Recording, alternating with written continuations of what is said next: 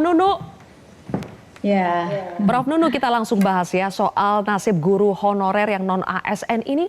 Bagaimana sih, Bu? ya, saya mau meluruskan data dulu ya, Mbak Sylvia. Jadi angka yang sekarang per Mei 2026 itu guru non ASN yang terdata di Dapodik itu jumlahnya 172.323 karena kan sebagian sudah pensiun ya.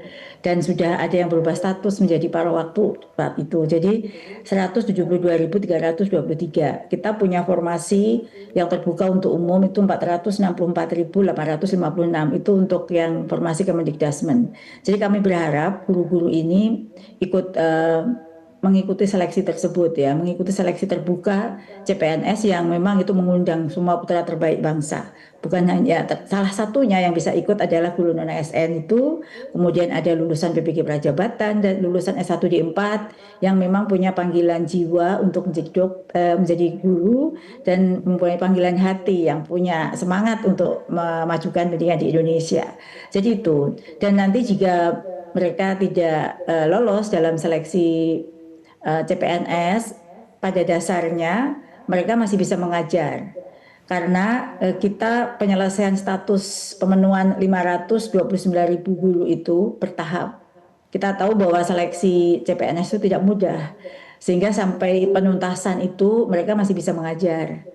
Tetapi kami berharap mereka semua, jadi perhitungan formasi 529.000 seluruhnya dengan Kemenak dan 464.856 yang dari Kemendikbudrismen itu memperhitungkan ya, salah satunya adalah formasi atau posisi yang sekarang diduduki oleh guru non ASN itu kita hitung sebagai formasi kosong. Itu adalah 172.323 plus kekosongan guru itu angka yang sebenarnya adalah 224.454. Kemudian jika nanti ada guru yang diangkat jadi kepala sekolah, pengawas sekolah, itu jumlahnya kurang lebih 66.900-an. Dan ada juga kebutuhan guru SNT atau Sekolah Nasional Terintegrasi 1.147. Jadi formasi yang sekarang diduduki oleh guru non ASN sudah kami perhitungkan sebagai formasi CPNS. Saya menghimbau guru-guru bersiap untuk mengikuti seleksi ini.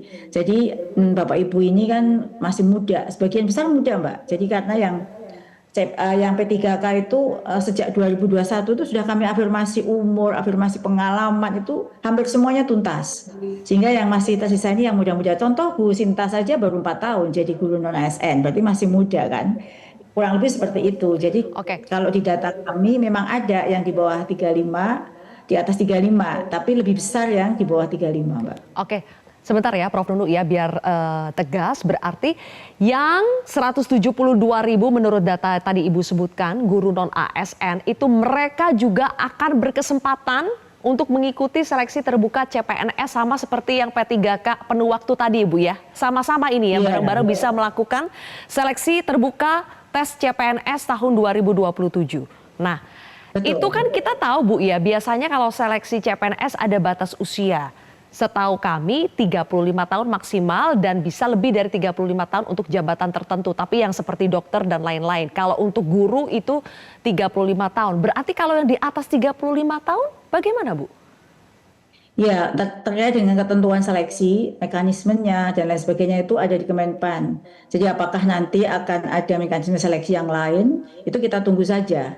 Tapi intinya adalah di Kemendikbudrismen itu tugasnya adalah memastikan bahwa 529.000 itu terisi, 172.323 itu berkesempatan mengikuti, 908.000 itu berkesempatan untuk berproses mengikuti seleksi P3K menjadi PNS, dan guru paruh waktu tahun 2027 semuanya beralih status menjadi penuh waktu. Jadi terkait dengan apakah mekanismenya nanti akan dibedakan seperti apa, nanti kita tunggu saja. Yang pasti saya berharap yang generasi muda itu jangan terus berharap afirmasi. Cobalah berusaha, belajar, mempersiapkan diri sebaik mungkin sehingga Bapak Ibu guru ini bisa lolos menjadi CPNS karena kan sudah punya modal ya Bapak Ibu guru itu. Sebagian besar sudah mempunyai sertifikat pendidik dan sertifikat pendidik itu mempunyai nilai tersendiri di dalam seleksi. Sehingga berusahalah agar nanti Bapak Ibu Prof. Nunu, tadi Ibu mengatakan bahwa sebetulnya mereka itu nanti kalaupun tidak lolos ya seleksi tes CPNS itu mereka tetap masih dibutuhkan, masih bisa bekerja. Tapi kita tahu bahwa ada aturan yang kalau tidak salah Bu ya menyebutkan sampai masa kerja guru AS non ASN itu 31 Desember 2026. Ini juga masih banyak yang belum jelas Bu. Setelah 31 Desember 2026 dan mereka secara usia misalnya tidak bisa mengikuti seleksi tes CPNS, jadi akan bagaimana Bu? Boleh dipertegas Bu? Ya, ya tentu kita akan membuat kebijakan transisi ya untuk ini. Sejauh mereka masih dibutuhkan satuan-satuan pendidikan dan kita belum bisa mengisi semuanya 529.000 dengan penuh, berarti keberadaan mereka masih dibutuhkan. Sebagai contoh, karena 529.000 itu 172.323-nya adalah yang sekarang guru non ASN yang ada di satuan pendidikan. Artinya kalau itu belum terpenuhi, berarti kan mereka masih dibutuhkan, Mbak. Tentu kita memerlukan apa yang tadi Pak Lalu sampaikan, itu keputusan yang sifatnya transisi untuk mengisi kekosongan kebijakan pada tahun 2027 ini. Dan itu seperti apa memang kita belum diskusikan kembali. Nanti jika sudah siap akan kami sampaikan. Baik. Kalau begitu terakhir ya sedikit saja Bu Nunu sebelum kita pamitan sama Bu Nunu, ini saya ingin tanya satu lagi. Untuk tadi kan seleksi terbuka ya Bu untuk tes CPNS. Apakah artinya misalnya guru honorer yang sudah mengabdi belasan tahun Bu, mereka sudah menjadi guru honorer belasan tahun, tapi karena urusan teknis seperti syarat usia akhirnya tidak bisa ikut tes CPNS, apakah tidak akan ada semacam kemudahan atau jalur lain atau bagaimana Bu? Ya, kalau untuk seleksinya kan syarat, prosedur, pelaksanaannya kan bukan dari Kemendikbudristek yang menetapkan ya Mbak. Tadi siang, sore baru dibahas ya kira-kira seperti apa mekanismenya, tapi belum tuntas. Tapi tentu pada prinsipnya kami dari Kemendikbudristek sangat berharap guru-guru yang sudah mengabdi ini mendapatkan posisi terbaik ya, status yang paling tepat begitu ya. Terkait dengan syarat menjadi CPNS, perubahan status itu semua diatur mekanismenya oleh KL lain yang berkolaborasi dengan Kemendikbudristek.